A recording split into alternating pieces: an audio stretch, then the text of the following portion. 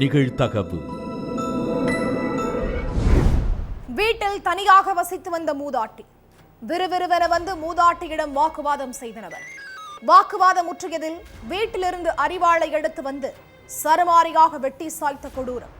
கொல்லப்பட்ட மூதாட்டிக்கும் கொலை செய்த எக்ஸ்-பிஎஸ்எஃப் வீரருக்கும் என்ன சம்பந்தம்? நடுநடுங்க வைக்கும் கொடூர சம்பவத்தின் பின்னணி என்ன?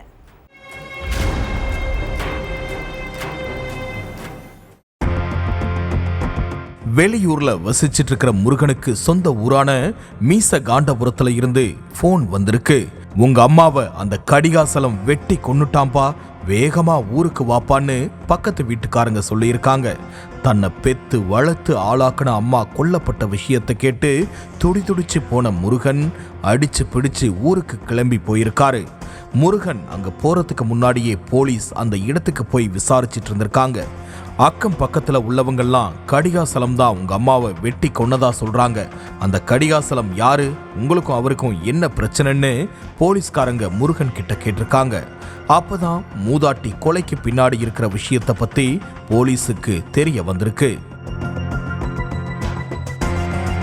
திருவள்ளூர் ஆர்கேபேட்டை பக்கத்துல உள்ள மீச காண்டபுரத்தை சேர்ந்த முருகன் அதே கிராமத்தை சேர்ந்த முன்னாள் எல்லை பாதுகாப்பு படை வீரரான கடிகாசலத்துக்கிட்ட இருந்து 11 லட்சம் ரூபாய் கடன் வாங்கினதா சொல்லப்படுது. 11 லட்சம் ரூபாயில கொஞ்சம் பணத்தை மட்டும் திருப்பி கொடுத்த முருகன் மீதி பணத்தை திருப்பி கொடுக்காம காலம் தாழ்த்திக்கிட்டே வந்ததா சொல்லப்படுது. இதுக்கிடையில முருகன் மீச காண்டபுரத்துல இருந்து புறப்பட்டு வேலூர் மாவட்டம் காட்பாடிக்கு போய் குடும்பத்தோட குடியிருந்து வரதா சொல்லப்படுது. முருகன் எங்க இருக்காரு, என்ன பண்றாருன்னு தெரியாம பணம் கொடுத்த கடிகாசலம் திணறிக்கிட்டு இருந்திருக்காரு. வள்ளி அம்மாளுடைய கணவர் கடந்த சில ஆண்டுகளுக்கு முன்னாடி இறந்து போயிட்டாங்க. இவங்களுடைய மூத்த மகன் தான் முருகன். முருகனும் மற்ற பிள்ளைகளும் வெளியூர்ல இருக்கிறதால 67 வயசான வள்ளியம்மாள் மட்டும் மீச காண்டபுரத்துல உள்ள வீட்டுல தனியா வாழ்ந்துட்டு இருந்திருக்காங்க. முருகனை பத்தி எந்த தகவலும் கிடைக்காததால கடிகாசலம் முருகனுடைய அம்மா வள்ளியம்மாள் கிட்ட போய் பிரச்சனை பண்ணதா சொல்லப்படுது. உங்க மகன் எங்க போயிருக்கான்னு ஒழுங்கா சொல்லிடுங்க, என் பணம் எனக்கு வேணும்னு சொல்லி தகராறு பண்ணியிருக்காரு. அது மட்டுமில்ல, உங்க மகன் வாங்கின பணத்தை நீங்க எனக்கு கொடுக்கணும்னு கேட்டிருக்காரு. ஆனா என் மகன் இப்போ இங்க இல்ல, அவன் உங்ககிட்ட இருந்து பணம் வாங்கினதை பத்தியெல்லாம் எனக்கு எதுவும் தெரியாது, எதுவா இருந்தாலும் அவன் கிட்டையே பேசிக்கோங்கன்னு மூதாட்டி வள்ளியம்மாள் சொல்லியிருக்காங்க. கடந்த சில நாட்கள்ல மட்டுமே கடிகாசலம் பல முறை வள்ளியம்மாள் வீட்டுக்கு வந்து பணம் கேட்டு தகராறு பண்ணியிருக்காரு. அதே மாதிரிதான் செவ்வாய்க்கிழமையும் கொடுத்த பணத்தை திருப்பி கேட்டு வள்ளியம்மாள் வீட்டுக்கு போயிருக்காரு. அப்போ உங்க மகன் எங்க இருக்கான்னு உங்களுக்கு தெரியும், ஒழுங்கா சொல்லிருங்கன்னு கடிகாசலம் கோபமா கேட்டிருக்காரு.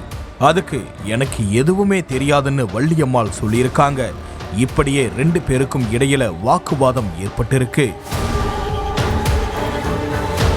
அடிக்கடி நடக்கிற சண்டைதான்னு நினைச்சு அக்கம் பக்கத்துல உள்ளவங்களும் கண்டுக்காம இருந்திருக்காங்க. ஆனா அந்த வாக்குவாதம் திடீர்னு உச்ச கட்டத்துக்கு போயிருக்கு. கோபத்துல நேரா தன்னுடைய வீட்டுக்கு போன கடிகாசலம் அங்க இருந்து அரிவாளை எடுத்துட்டு வந்து மூதாட்டி வள்ளியம்மாளை சர்ரா மாரியா வெட்டியிருக்காரு. சம்பவ இடத்திலேயே சரிஞ்சு விழுந்த வள்ளியம்மாள் கொஞ்ச நேரத்திலேயே துடிதுடிச்சு உயிரிழந்துட்டாங்க. உன்னை வெட்டி கொன்னா உனக்கு கொல்லி வைக்க உன் மகன் வருவான்ல, அப்போ அவனை பிடிச்சு என் பணத்தை வசூல் பண்ணிருவன்னு கடிகாசலம் கோபமா சொல்லிக்கிட்டே மூதாட்டிய வெட்டி கொன்னதா சொல்லப்படுது. விசாரணைக்கு அப்புறம் முன்னாள் பிஎஸ்எஃப் வீரர் கடிகாசலத்தை போலீஸ் அரெஸ்ட் பண்ணி ஜெயில அடைச்சிட்டாங்க. மகன் வாங்கின கடன் எந்த தப்புமே பண்ணாத தாயுடைய உயிருக்கு உலை வச்சிருக்கு.